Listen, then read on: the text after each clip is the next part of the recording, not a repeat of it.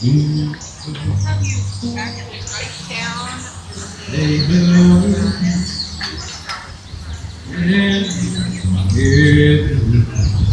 Hi folks, Bob Waite, Averill House Vineyard. I'm here with Cole Davidson. He is getting ready to go live in a few minutes, so stay tuned. And we're just going to kind of cover some of the things that are happening in his world. And we're kicking off, you've got like a month that you're Yeah, most of running July, hard? a little bit of August, about Yeah. 15, 16 dates. Yeah. So, yeah. That's a lot in a short period of time. Yeah, it's going to be a lot of driving, Yeah. definitely. So you're living in Maryland. Are you from Maryland? No, I'm from Rhode Island. Rhode Island? originally. Okay, so right across the border. Yep. Yeah, Yep. pretty close to here, actually. Yeah, we It's- actually draw a lot of business from Rhode I bet, Island. yeah. It's like 45 minutes an hour, just depending where you. Yeah, definitely. Yeah. Yeah, but I live in Maryland at the moment. I've been kind of all over the place since my early 20s. I've been, bouncing from Vermont to Philly to Providence. Yep. Now Maryland. Yeah, it's been, Which of the states do you think has really been where you've really kind of launched your music career?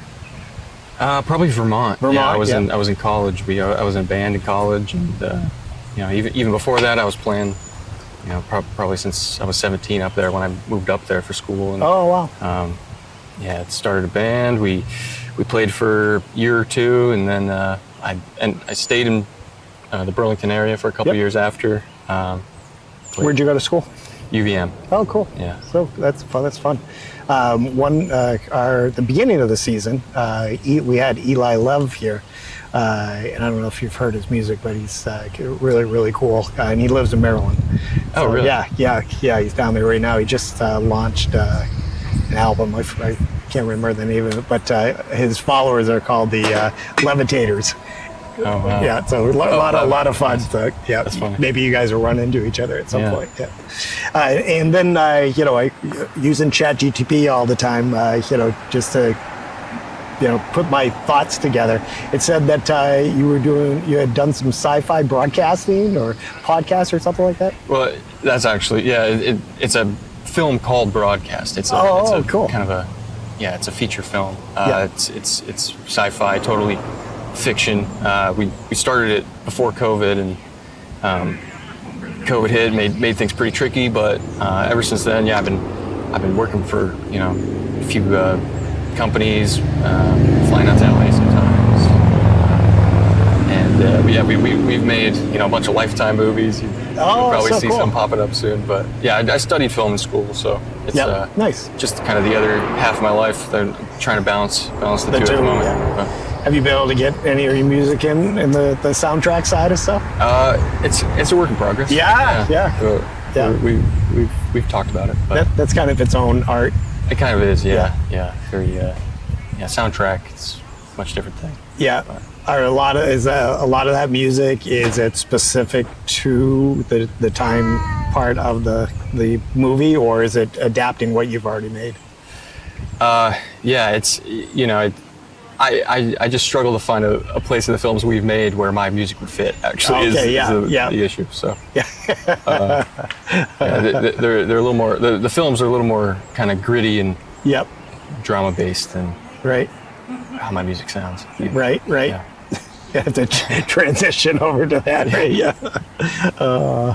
What is so far of the songs you've launched? What has been the most successful one? It's a song called Lore. Yep. It was on a EP I put out in 2019. Oh, cool. That's just the most streamed, most listened to one. But I'm putting a song out on July 13th. It's actually so going to cool. hit Spotify and Apple Music on July 13th. So Oh, nice.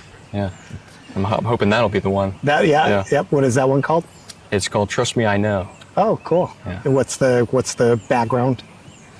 I don't know. It's kind of like a classic, little bitter. It's really not about anything. It's specifically Specific? Yeah. No, it's bitter, hopeful. I don't know. You're kind of a singer-songwriter. pulling from the soul kind of thing, or is it? Yeah, it's a little harsh, Yeah. maybe. A little harsher than my others, but Yeah. And where did you write the song from in your experience? Was it somebody else's experience or your own, or drawn from? it's a little bit of my own, a little bit. I think my perspective of how other people might view me. Oh, okay. Yeah. Yeah, I'm being very vague, but Right. I can't get to. Yeah. Well, a lot that music is for most writers tends to be pretty personal.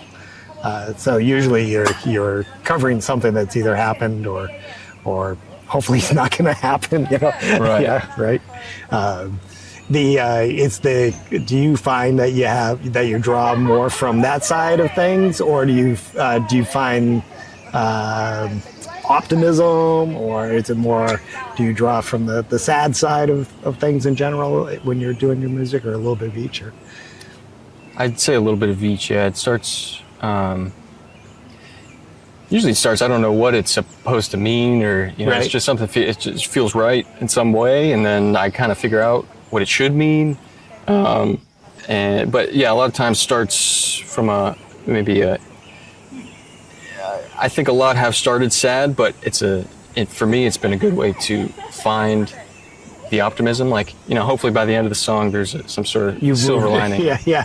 It's hopefully it helps me evolve, and hopefully helps someone listening to it Evolve. Yeah. find how to evolve from the start to the finish. Well, that's a lot of people never are able to encapsulate their emotions with the people around them. So when they're listening to music, it's almost like you're in therapy. So Yeah, they're I listening think so. to you, Cole, and they're like, yeah, that's me, and then you get to the happy spot, and they're like, yeah, I can move on. That's it's bigger than just the song. Right. Yeah. Do you find do you have an idea like who you're drawing for as far as listeners, or where they're coming from? Or? Vineyard goers. Yeah. I think, it's probably a lot of, for some reason, a lot of East Coast minded, people. It's probably people who like. It sounds. People have said it sounds very nature based. Yeah. So right, it's a lot of. It's a lot of. Yep. Kind of that earthy. That's us, right? Right. We're out in the vineyard, and Yep. It's a 100-degree day, and you've got wine slushies and water, and life is good. Yeah, I guess it's like the opposite of EDM festival goers, Right. or Right. screamo music. It's whatever that is. It's probably the opposite. of Totally that. opposite. Yeah. Well, there's that's the market that we look for. In our world, where a lot of times we're looking for the folks that just want to turn off the electronics and just enjoy each other and enjoy the people around. And for us, it's really a great pleasure because we get to interact with our client pretty strongly because they share. Because they're not watching TV. There's no electronics. Obviously we have Wi-Fi and all that, but most people just turn all that stuff off. And so for us, it's a real pleasure because we really get to meet a lot of great folks. In our life, to have you come and play, it's a great privilege for us. We wouldn't have normally heard you in general. If we didn't host you here, so for us, it's kind of cool to be able to host, people that are, in their careers and that are local. So kind of a neat situation for us as well. No, and I appreciate it too. This is one of the cooler locations to play at. That's cool. Well, you're definitely in a great location over there. Yeah. You got the vines growing. Yeah, you'll be able to hear them. That's right. Is there? So you've got the song coming out on the 13th, and then do you like gather all these up to put like an album together, or how does that come together?